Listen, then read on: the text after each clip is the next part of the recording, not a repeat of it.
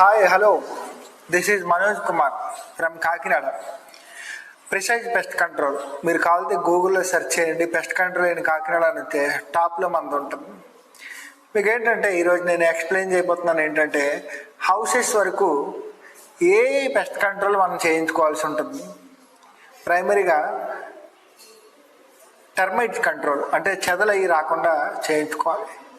మనం ఒక 20 lakhs 30 lakhs 1 crore 2 కోట్లు 3 కోట్ల నుంచి మన బడ్జెట్ ఉంటుంది.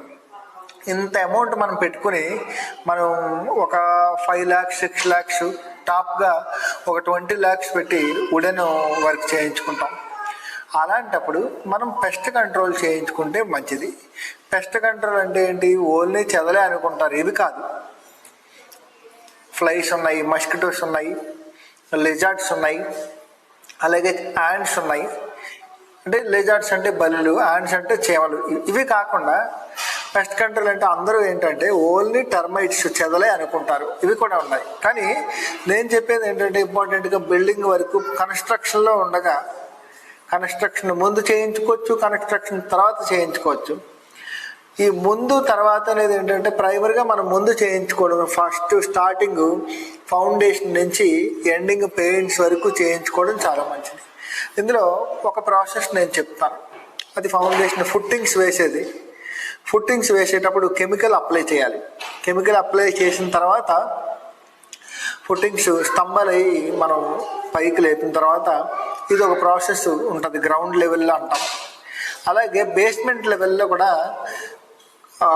బేస్మెంట్ లెవెల్కి ఏ అయితే మనం మట్టి లేదా ఇసుక శాండ్ అని యూజ్ చేసుకుని క్లోజ్ చేస్తామో వాటికి కెమికల్ అప్లికేషన్ అనేది ఉంటుంది. ఇది సెకండ్ లెవెల్ అవుతుంది. అలాగే థర్డ్ లెవెల్ వచ్చేటప్పటికి బిఫోర్ పెయింటింగ్ అంటే పెయింట్స్ వేసుకునే ముందు గోళ్ళకి డ్రిల్లింగ్ చేసి చేస్తాం. ఆ ప్రొసీజర్లో నెక్స్ట్ వీడియోలో నేను మీకు ఇంట్రొడక్షన్ ఇస్తాను లైవ్లో. నేను చెప్పిన ఈ 3 లెవెల్లో గ్రౌండ్ లెవెల్, ఫస్ట్ లెవెల్ అంటే ఫుట్టింగ్స్లో ఉండేది, సెకండ్ లెవెల్ వచ్చేసి బేస్మెంట్ లెవెల్, అలాగే థర్డ్ లెవెల్ వచ్చేసి బిఫోర్ పెయింటింగ్ అంటే పోస్ట్ కన్స్ట్రక్షన్. బిల్డింగ్ అంతా అయిపోయింది, ఇంక పెయింట్లు వేసుకునేటప్పుడు ముందు చేయించుకుంటే మంచిది. ఇలా 3 లెవెల్ ద్వారా మనం టర్మైట్ కంట్రోల్ చేస్తాం.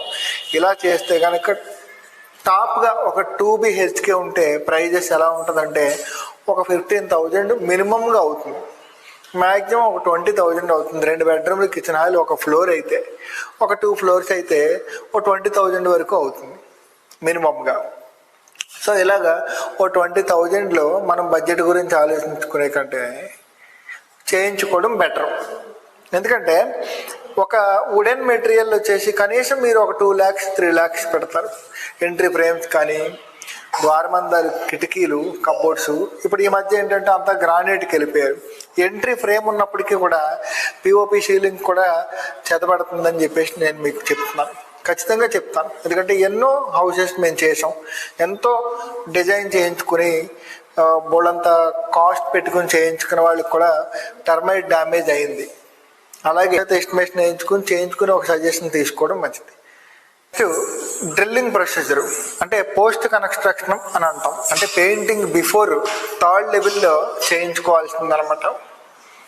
బిఫోర్ పెయింటింగ్ డ్రిల్లింగ్ ప్రొసీజర్ ద్వారా చేస్తాం. అదే డ్రిల్లింగ్ చేస్తారు, కెమికల్ ఫిల్లింగ్ చేస్తాం, ఆ తర్వాత పుట్టి పెట్టేసి క్లోజ్ చేసేస్తాం. ఈ ఇచ్చిన కెమికల్ పోస్ట్ కన్స్ట్రక్షన్ కాబట్టి ఇంక వాటరింగ్ ఉండదు. ఇలాంటప్పుడు ఏంటంటే ఓ 20 to 30 ml 40 ml వరకు ఇంజెక్ట్ చేస్తాం. అది కనీసం ఒక 5 to 6 years ఉంటుంది.